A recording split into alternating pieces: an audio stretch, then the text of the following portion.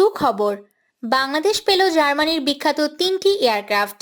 বাংলাদেশ বিমান বাহিনীর প্রশিক্ষণের জন্য 3টি গ্রোভ G120 বিমান দেশে পৌঁছেছে।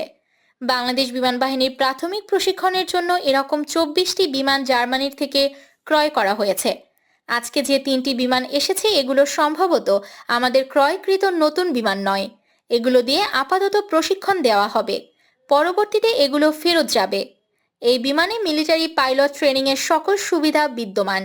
এই বিমানগুলোতে মার্কিন মার্টিন বেকার MK-17 light weight ejection seat বসানো যায়। অত্যাধুনিক হোটাস কন্ট্রোল সিস্টেম সংবলিত এই বিমান অ্যাক্রোব্যাট ও ট্রেনিং উভয়ই করতে পারে। কাস্টমার ডিমান্ডের উপর ভিত্তি করে বিমানে ফুল গ্লাস ককপিট বা সেমি গ্লাস ককপিট দিয়ে সাজানো সম্ভব।